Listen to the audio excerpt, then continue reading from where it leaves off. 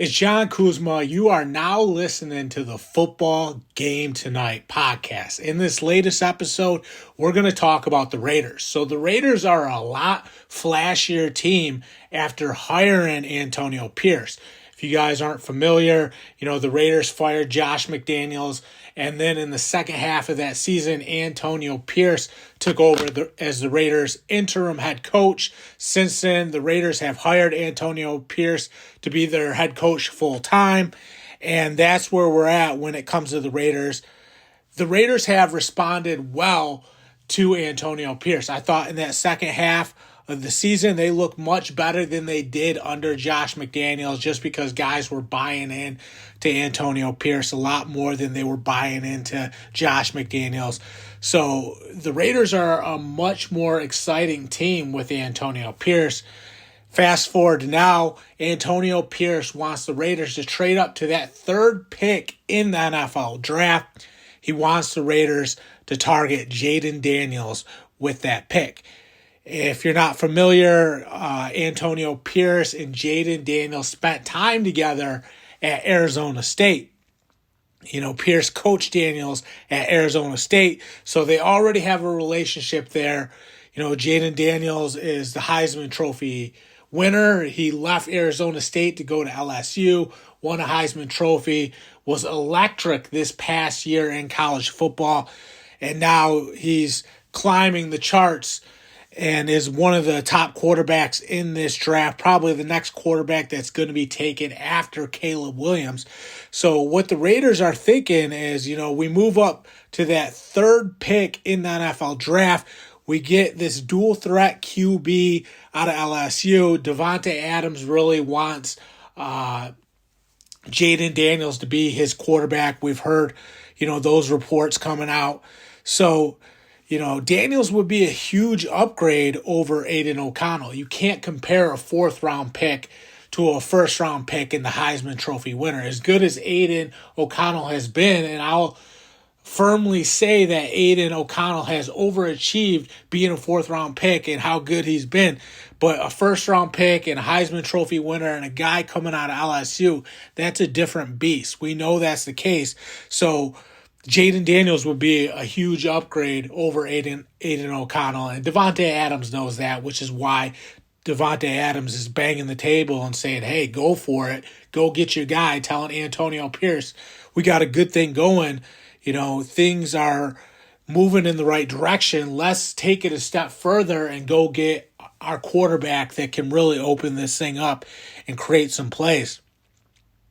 The last time the Raiders took a quarterback out of LSU was Jamarcus Russell. And Jamarcus Russell was a big guy and was kind of a sitting duck in that pocket just because, he couldn't, maneuver very well back there. There was a lack of mobility. He was overweight. He was just too big of a guy. And there was no escaping the pass rush. That's not going to be the case with Jayden Daniels. Jayden Daniels is a dual threat quarterback. He can beat you with his legs. He can take off and really, move the chains or break off a big run and create those big plays for this offense. And with Josh Jacobs leaving, if you do get a guy like Jayden Daniels, I think he can limit the damage of losing Josh Jacobs a little bit, which, when you lose a guy like Josh Jacobs, who's one of the best running backs in the league, and you get someone like Jayden Daniels at quarterback, that kind of offsets the loss of Josh Jacobs a little bit. So you can see why the Raiders might be thinking about, getting Jayden Daniels at quarterback because, his legs add another dimension to the running game.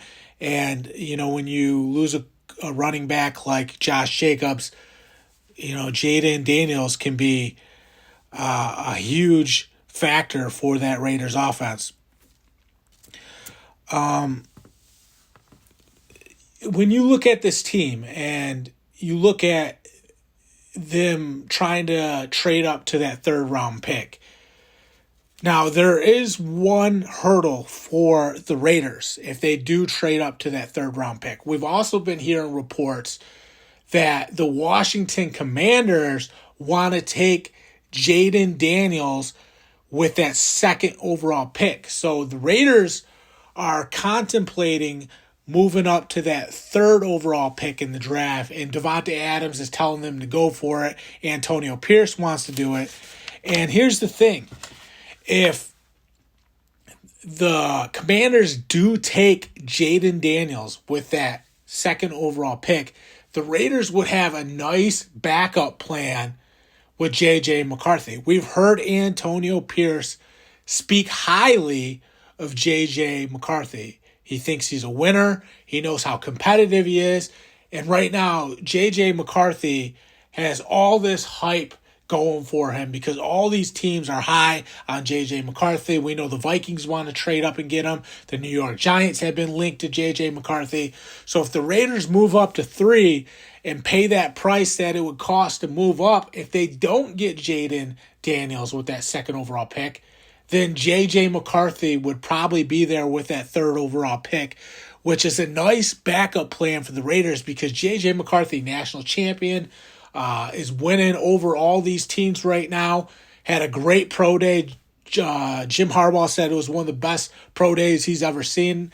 Now, Jim Harbaugh coached J.J. McCarthy in college. They have a relationship. So, obviously, Harbaugh would talk up J.J. McCarthy. But the fact that all these teams are sold on J.J. McCarthy tells you that J.J. McCarthy is doing something right. So, if the Raiders can't get Jayden Daniels with that second overall pick, they would have a real shot at getting JJ McCarthy. We know Antonio Pierce is sold on JJ McCarthy, and we know JJ McCarthy is coming off a national championship with the Michigan Wolverines. You want guys like that around your team. You want a guy who in that game against Alabama when the pressure was on, helped that team drive down the field and score a touchdown that allowed Michigan to battle back and overcome Alabama in that playoff game. So J.J. McCarthy, really good player and a really good backup option for the Raiders if they do trade up to that third overall pick. So you can see why the Raiders do want to trade up to 3 because you're looking at Jayden Daniels, J.J. McCarthy. If they're not there, you could go Marvin Harrison, Jr. and really stack that offense. So there's some really good options, and you can see the benefits of trading up to 3 for the Raiders. They're thinking quarterback, and they're thinking quarterback because this team is shifting to a passing offense. You look at the guys they have catching the football for them. You got Davante Adams. You can make a case he's the best wide receiver in football. Jacoby Myers. How good was Jacoby Myers last year? In the first half of 2023, Jacoby Myers was so good, he was taking targets away from Davante Adams. Do you know how good you have to be to take targets away from Davante Adams? That's how good Jacoby Myers was for the Raiders. And let's not forget, the Raiders also have Michael Mayer.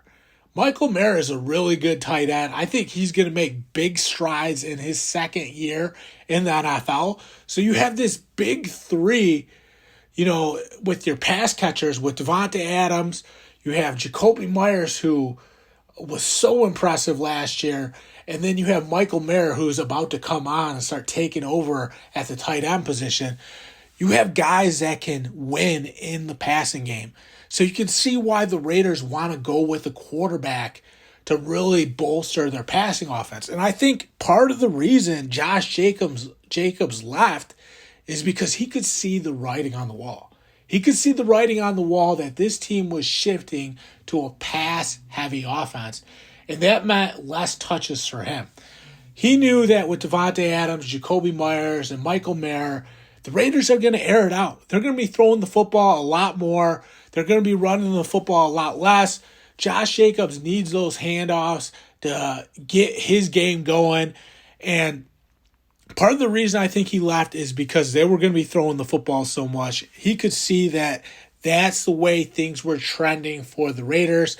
And yeah, that was a big loss for the Raiders. But like I said, if you get a guy like Jayden Daniels that can offset the loss of Josh Jacobs, then that blow isn't as bad. And if not, you get JJ McCarthy, and JJ McCarthy can deliver the football to Davante Adams, Jacoby Myers, and Michael Mayer.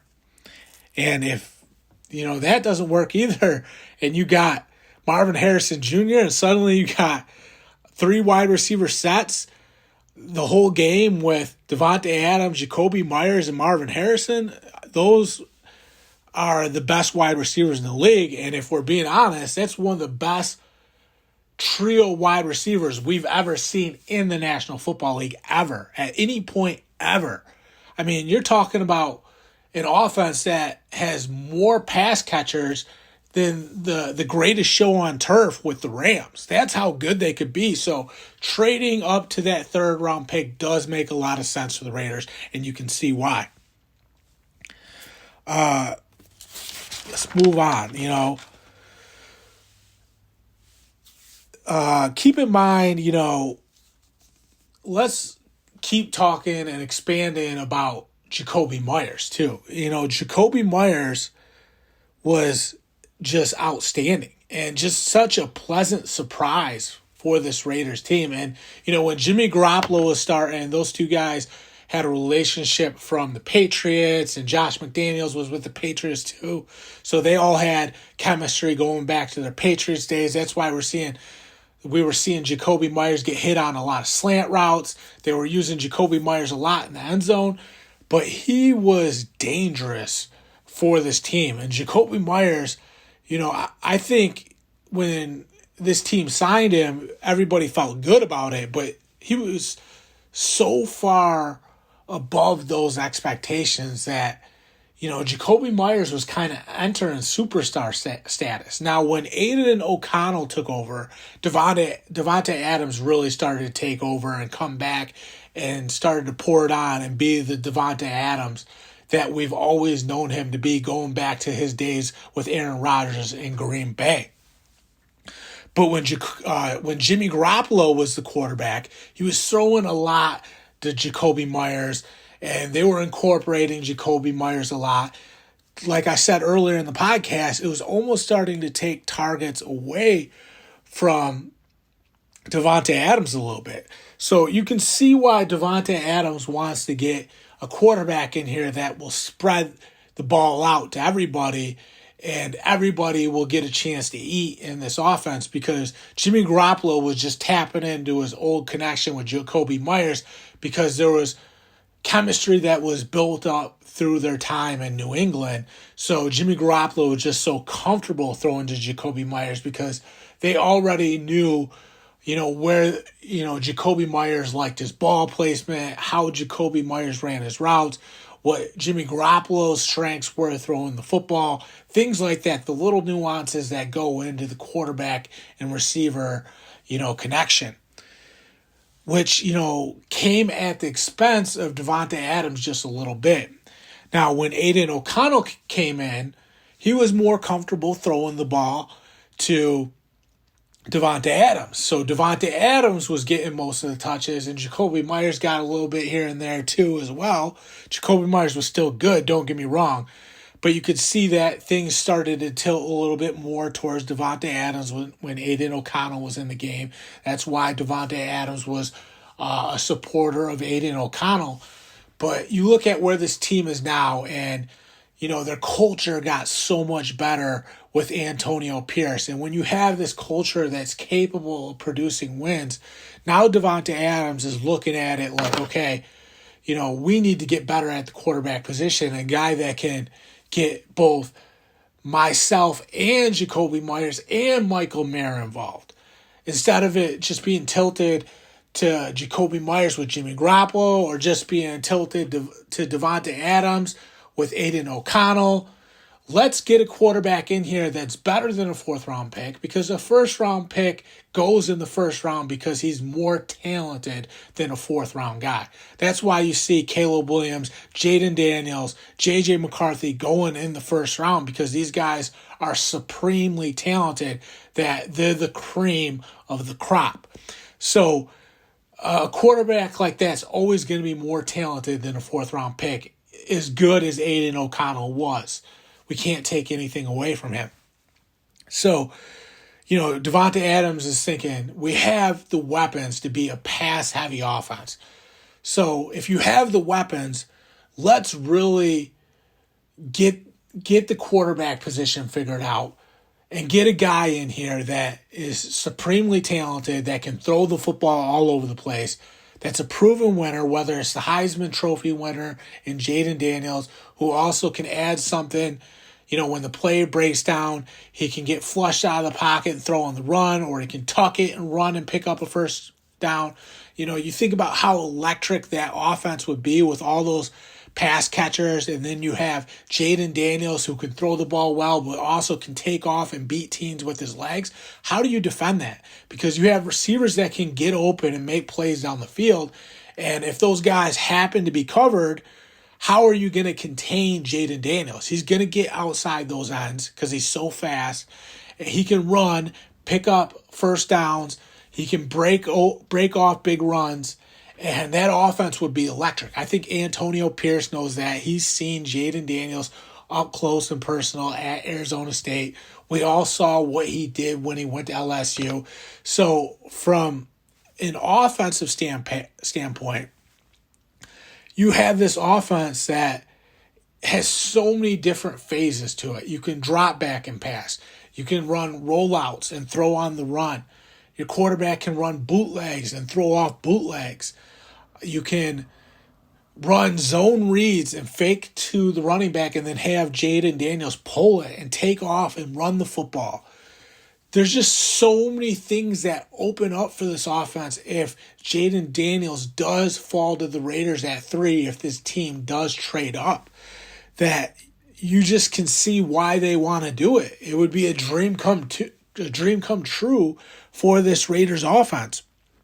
And they would be so tough to defend. I mean, how do you defend all those weapons? I think the passing offense would really come alive. I mean, and you go back to Jamarcus Russell, if that offensive line isn't good with a guy like Jamarcus Russell, you're dead in the water.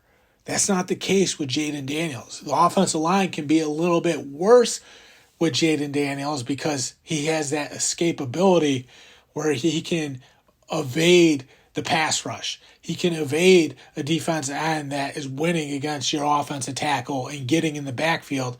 And Jayden Daniels is so quick and he has the fast twitch muscles that he can step up and then, make it look like he's going to run up the middle, but really it's just like a jab step, and then he bounces to the outside. What do you think is going to happen to that end?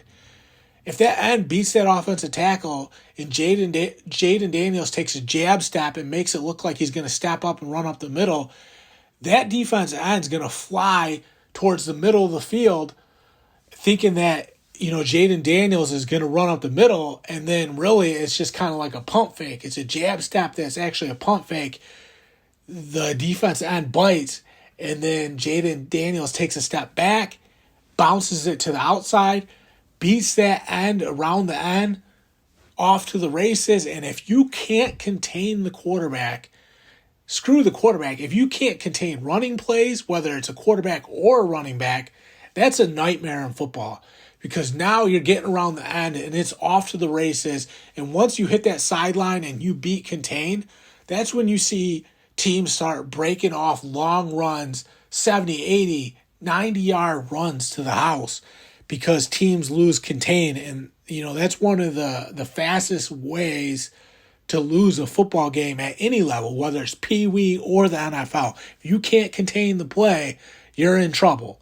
And with Jayden Daniels, it becomes 10 times harder, maybe even 100 times harder. We don't know exactly what it is, but it could be easily 100 times harder to contain the play with Jayden Daniels because he is that lightning quick, which is why he was able to win the Heisman Trophy at LSU.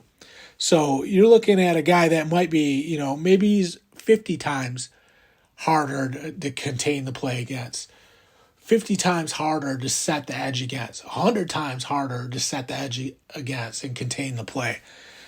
Whatever it is, it's a lot more than Aiden O'Connell. It's a lot more than Jimmy Garoppolo. It's something that this Raiders team hasn't seen before. I think about Rich Gannon. I think about Jamarcus Russell.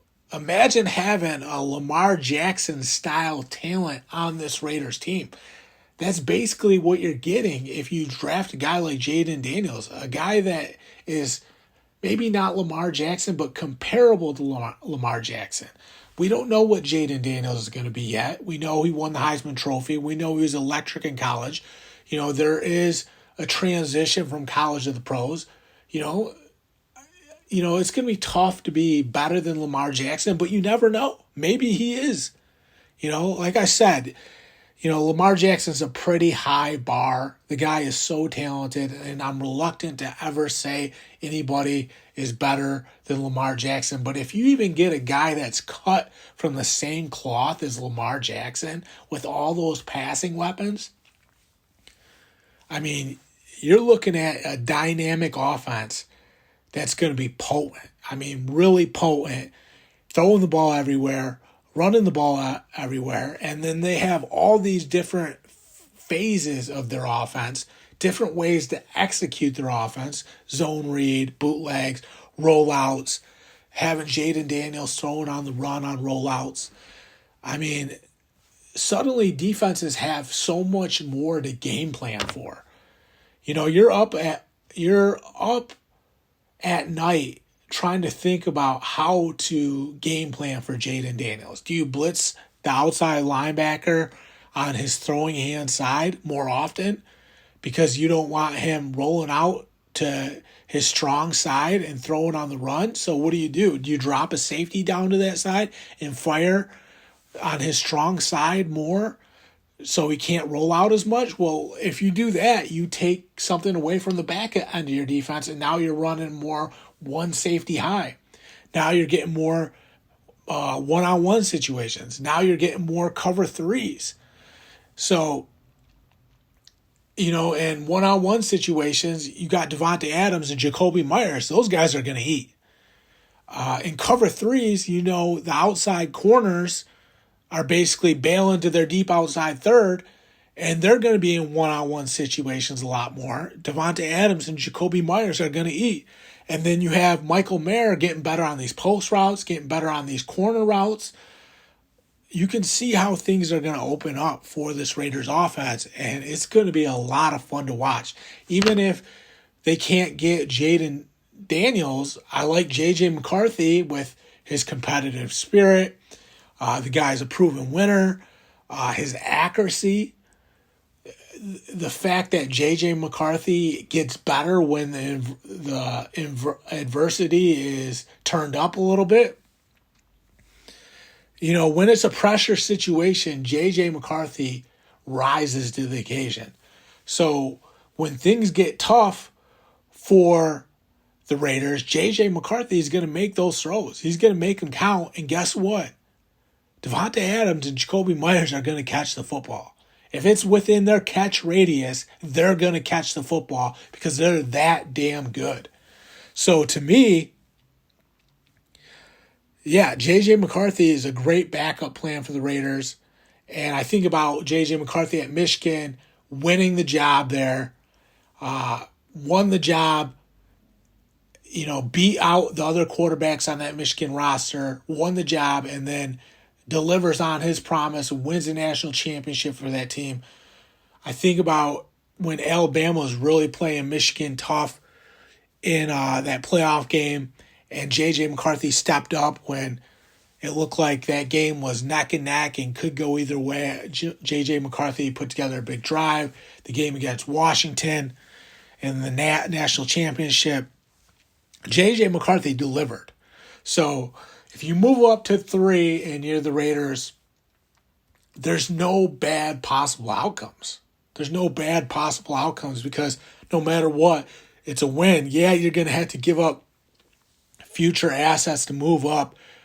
And, the next year, maybe even the next 2 drafts, you're a little bit depleted with those early round picks because you moved up in this year's draft to that number 3 spot.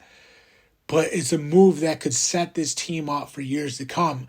And I honestly think, at that number 3 spot with the options they have, whether it's Jayden Daniels, JJ McCarthy, Marvin Harrison, or whoever it might be, I think this might be the time for the Raiders to be aggressive and pull out all the stops, because this is a franchise-altering move that is going to make them a lot more competitive in the AFC West, because Jim Harbaugh is coming with the Chargers. Now, the good news about that is the Chargers were in cap hell. They had to get rid of Keenan Allen, and, they're not in a great situation cap space-wise, so there's probably going to be a little bit of time before the Chargers figure it out. There's still the Chiefs in this division. The Broncos are getting better with Sean Payton, so that's another thing. You don't want the Broncos to get a JJ McCarthy. And, if you move up to 3, you could prevent the Broncos from getting JJ McCarthy too, which prevents a really good quarterback from going to your division rival. So you can see why the Raiders are targeting that number 3 spot. It's a little bit cheaper than going with one of the top 2 picks. Puts you in good position where you have a lot of talent right there at that number 3 spot, where it's franchise-altering talent, where it would be worth giving up future assets to move up to get one of those players at that spot. And then you look at the culture that they built with Antonio Pierce. It all makes sense. And it's the right time to capitalize on what they've built, because things are looking a lot better after that second half of the season. Everybody believes they can win with Antonio Pierce, and then the Raiders get it right by sticking with Antonio Pierce in the offseason, because Antonio Pierce was interviewing with other teams. I believe he talked to the Titans, and ultimately the Raiders get it right and stick with Antonio Pierce. That was the right move for this team. So everybody in this locker room believes they can win with Antonio Pierce. They've already started to establish this culture that's better than what it was with Josh McDaniels. And guys like Devonta Adams are reading the room. They know that the iron is hot. They know that it's their time to strike. And by moving up to 3, you have all the options in the world. And like I said, it's a franchise-altering move by getting one of those players at the 3rd spot. It's a great environment for a rookie quarterback.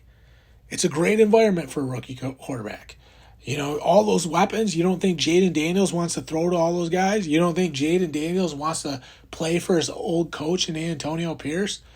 The Raiders got a brand new stadium. I mean, there's a lot of things that are going right for the Raiders right now. Brand new stadium. Much better culture with Antonio Pierce. All the pass weapons a quarterback could ever ask for. So it's a great environment for a rookie quarterback. Whether it's Jayden Daniels, Antonio Pierce, whether they go with a different player with that first pick, and maybe they hold off and move up at the end of the first round and try to get a guy like Michael Penix. I mean, there's so many options on the table. All I know is, they have to get a quarterback at some point.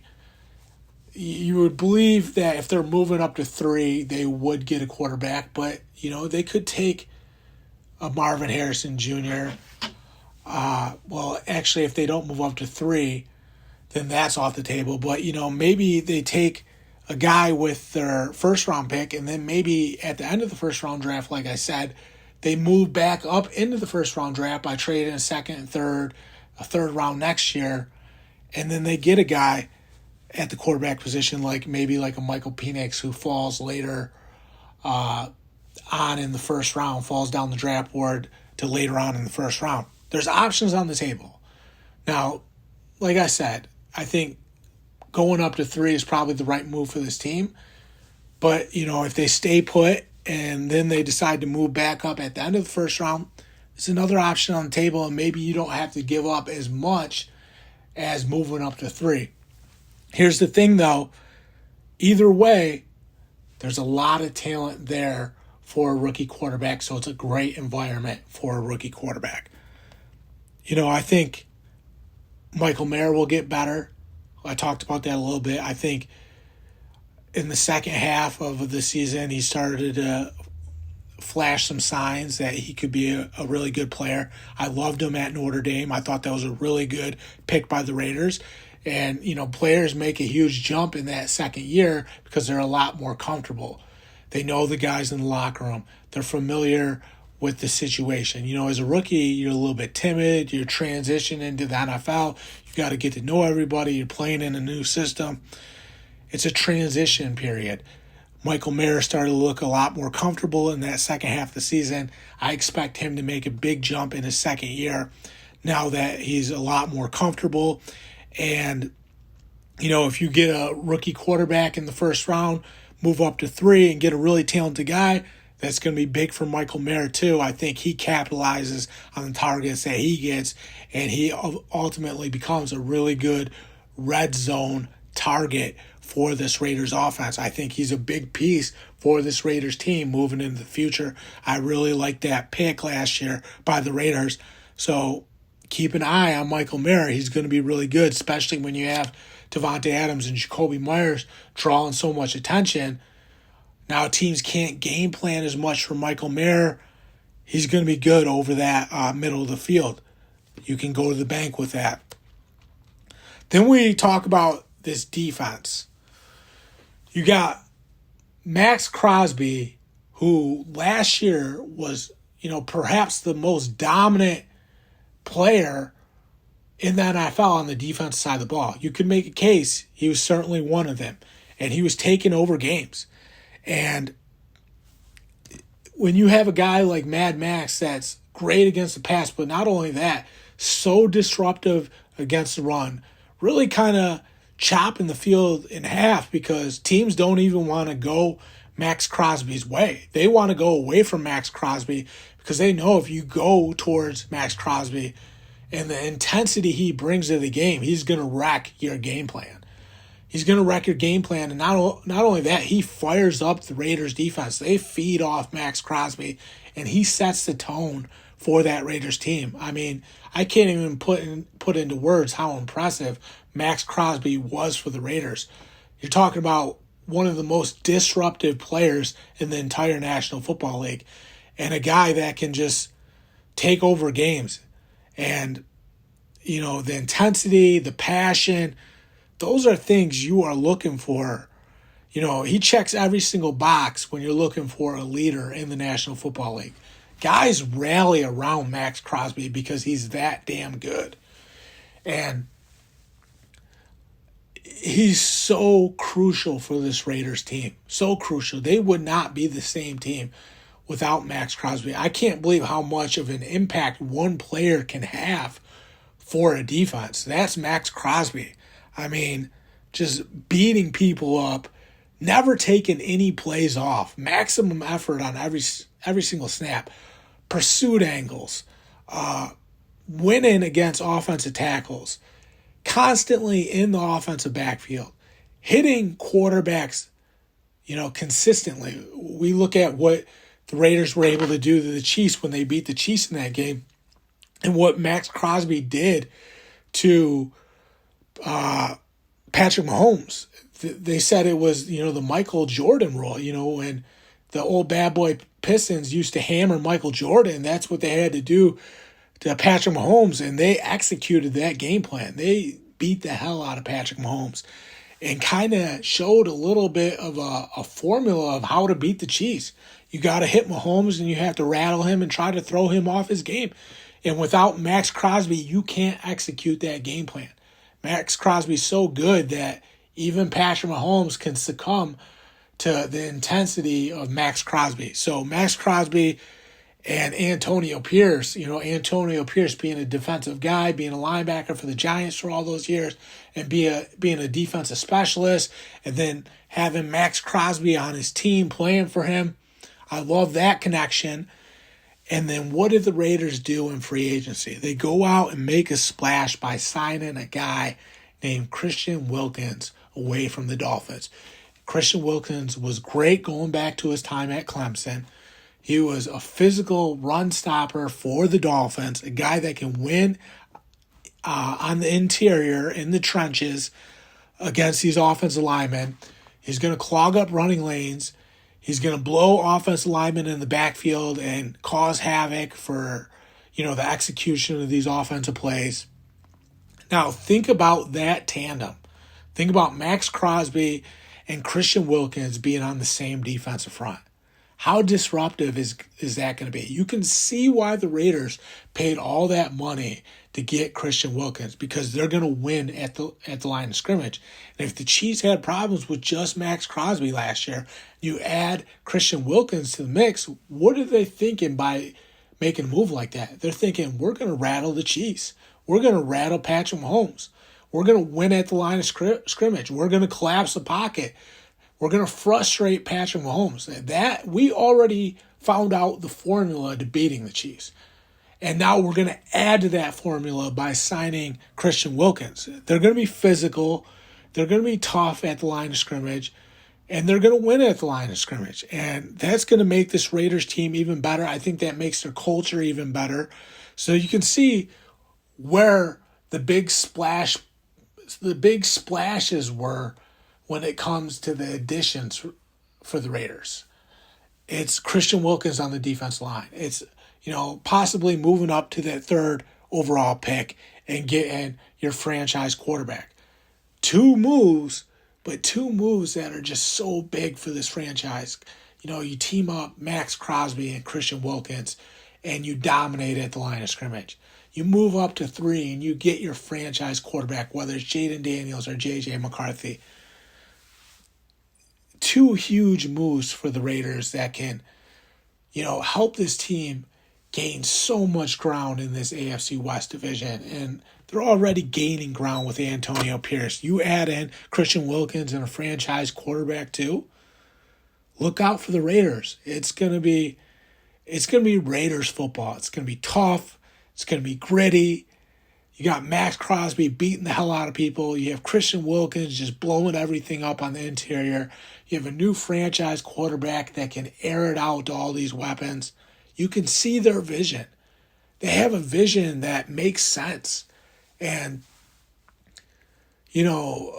Mark Davis, you have to give him credit. Building the new stadium, moving the team to Las Vegas, the vision that this team has, retaining Antonio Pierce.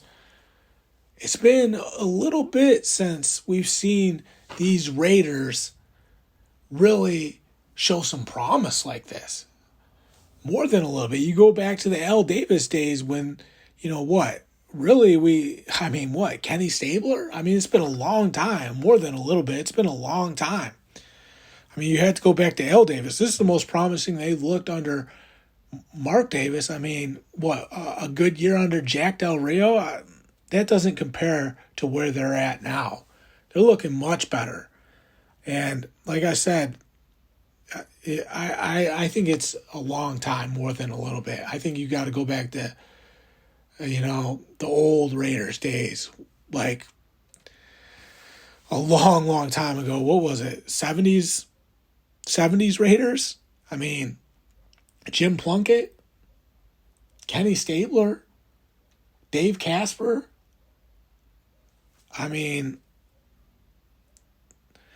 It's been a long time since the Raiders have looked this promising, and I really like the direction they're going. What they have back then, Fred Biletnikoff. So to have this much promise and have the new stadium, have Antonio Pierce in the culture, have all those weapons at the receiver positions and tight end, and having Max Crosby and Christian Wilkins on your defensive front. The team is clearly heading in the right direction, and now they're just going to put the cherry on top of the situation by trying to get their franchise quarterback. So I love what the Raiders are doing. The most promising they've looked in a long time, a really, really long time, actually. I don't know why I said a little bit. I was trying to think, the last time the Raiders have been really good. Really good, you got to go back to the Al Davis days. Like I said, they had one good year with Jack Del Rio where they were a winning team, I think a playoff team, but this is more promising than that. You can't tell me that the peak of Jack Del Rio was more promising than this, because it wasn't. Antonio Pierce and the culture they have and the players they have is more promising than the Jack Del Rio days. So you have to go all the way back to the old school Raiders and the Al Davis era. So the most promising era of the Mark Davis era, you got to applaud Mark Davis for that. They've built some good things up, and I like the direction the Raiders are heading. That's all I got for this latest episode. I'm John Kuzma. Thank you guys for tuning in to the Football Game Tonight podcast. Check us out wherever podcasts are found. And if you're a Raiders fan, keep your head held high, because things are about to get a lot better. I'm signing off.